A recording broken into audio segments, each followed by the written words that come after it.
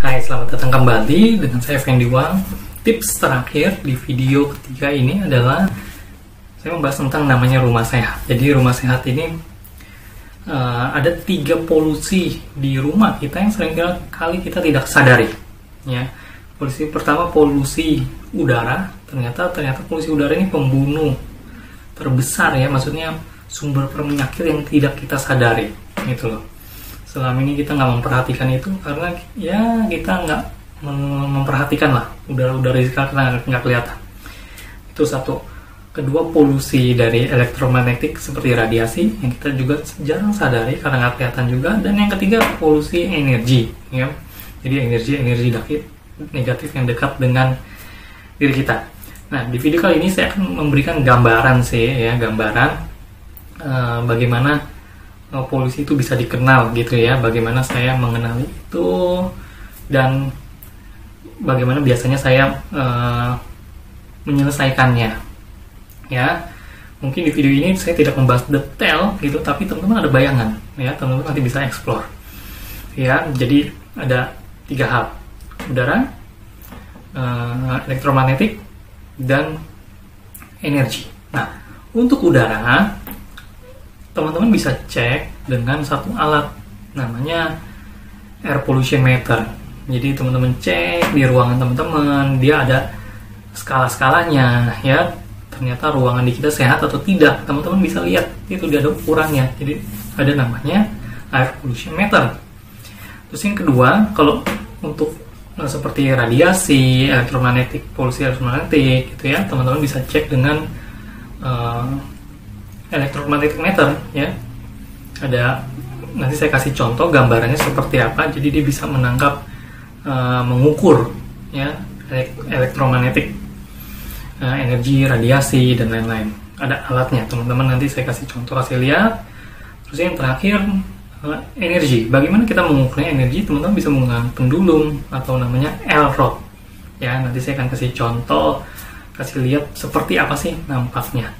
Oke, jadi teman-teman bisa tahu, bisa aware ternyata banyak sekali hal-hal yang bisa mengganggu kesehatan kita ya. Jadi kesehatan itu nggak hanya fisik lapisannya, tapi begitu banyak lapisan, karena tubuh kita nggak hanya tubuh fisik, ada lapisan yang lebih halus lagi, jadi tidak kita sadari gitu, yang perlu kita aware juga. Oke, saya akan berikan contoh, teman-teman simak videonya, contoh-contohnya berikut ini. Oke, teman-teman, ini saya kasih contoh ya. Jadi alat buat mengukur polusi udara ya. Ini salah satunya namanya air pollution meter ya. Bentuknya seperti ini.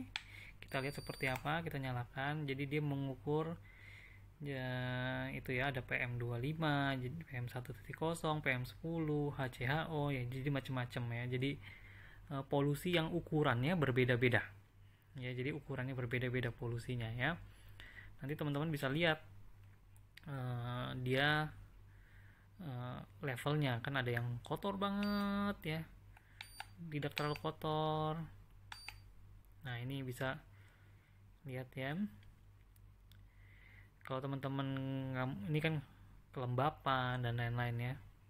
Kalau teman-teman nggak mau ngerti ya, sebenarnya lihat dari sini aja. Nanti dia kadang, ini kan medium ya, menengah ya, jadi nggak terlalu kotor banget. Kalau kotor banget di sebelah sini kanan merah, kalau bersih dia hijau di sebelah kiri gitu. Jadi teman-teman bisa cek di sini gimana kondisi ruangan teman-teman ya.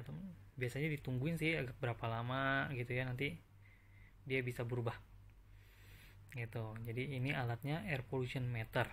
Nah, kalau solusinya gimana kalau kotor? Kalau kotor ya rumahnya dibersihkan. Kalau yang biasa ya, untuk debu-debu yang besar ya dibersihkan ruangannya, dipel, dilap, dan biasanya pasang air pollution yang ada HEPA filter. HEPA filter tuh yang kayak gini loh.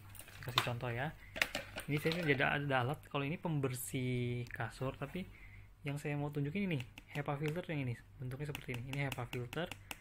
Jadi ada mesin air pollution itu yang ada HEPA filternya, jadi itu buat menyedot debu-debu. Nah, di level yang lain lagi teman-teman bisa pakai ini ionizer juga membersihkan polusi udara, ya, ionizer. Jadi seperti ini ya. Ada juga namanya ozon, ya, ozon. Ini ya, ozon tuh, air pressure and deodorize. Ya, jadi teman-teman bisa pakai itu, mau pakai ionizer, ozon, atau HEPA filter. Jadi kayak kotak gitu, penyedot debu yang HEPA filter. Ya, teman-teman tinggal ukurnya pakai alat ini, namanya air pollution meter. Kayak itu masalah polusi udara. Jadi teman-teman lihat kalau udah dibersihin di hijau. Nah, kalau untuk masalah radiasi seperti elektromagnetik, ada alatnya seperti ini yang saya punya ya. Ya, ini namanya EMF meter. Jadi EMF meter, electromagnetic field meter ya. Kebetulan saya punya dua. Ini yang murah, yang biasa. Ini yang agak mahal. Ini sekitar 300.000. Ini sekitar kurang lebih 5 juta. Ya, ini saya beli di Amerika. Ini Indo ya. Banyak yang jual. Nah, ini bedanya apa sih? Bedanya ya ada jangkauannya beda, tingkat sensitivitasnya ya beda gitu ya. Tentunya harganya beda jauh, pasti beda. Tapi kalau pakai untuk yang biasa-biasa ya teman-teman yang nggak apa-apa yang ini. Tapi kalau mau nanti agak lebih profesional ya pakai yang lebih bagus lagi. Ada lagi lebih bagus dari ini, masih ada ya. Saya nggak ajarin teknisnya ya. Jadi ini buat apa-apa. Jadi ada ukurannya sebenarnya.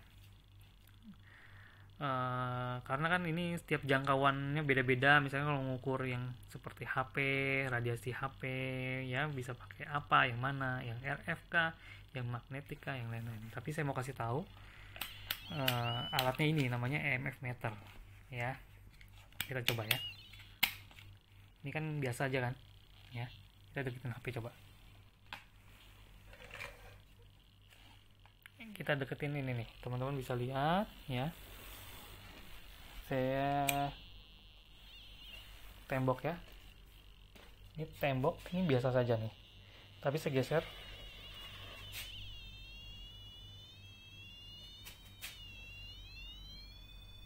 Nah, lihat. Di sini kan kencang banget kan, tapi kalau teman-teman sini dia nggak tembok ya. Saya geser. Kencang banget ya, elektromagnetik. Kenapa? Di belakang ini itu ada kompresor AC outdoor. Nah, jadi kan tahu. Jadi sebenarnya kalau kita tidur nih sini nih, deket nih, palanya deket daerah sini, ya itu lumayan berbahaya ya, karena polusi elektromagnetiknya kuat sekali ya.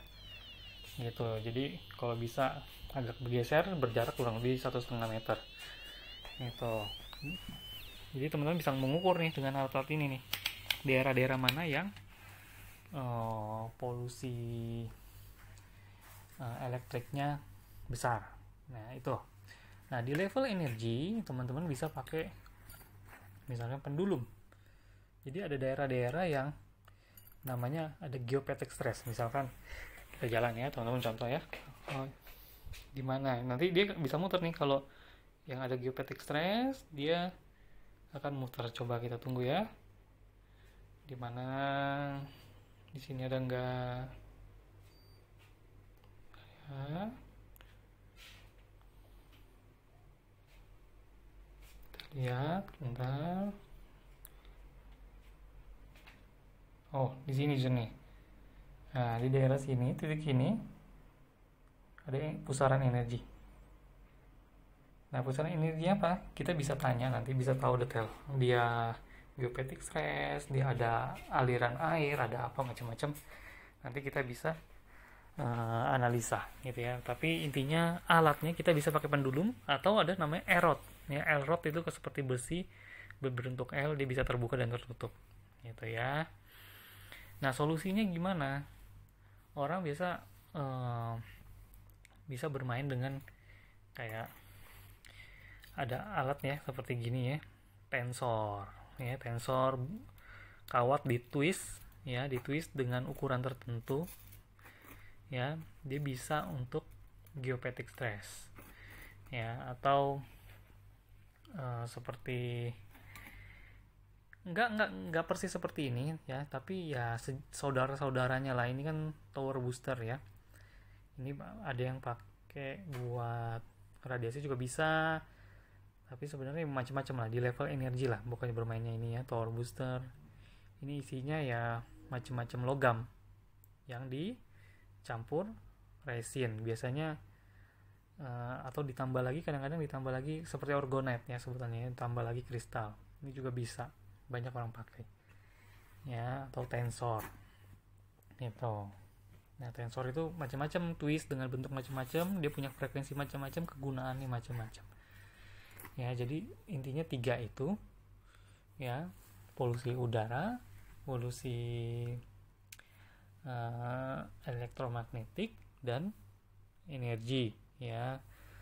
Gambarnya itu kalau in detail teman-teman bisa cari tahu sendiri, atau nanti mungkin saya ada membuat kelasnya khusus ya, kita lihat nanti, atau saya akan buat jasa konsultasinya ya, nanti kita lihat ya. Intinya teman-teman ada gambaran ya, ada gambaran, teman-teman tahu oh ternyata kita harus memperhatikan ada beberapa polusi itu ya. Oke, terima kasih, namaste.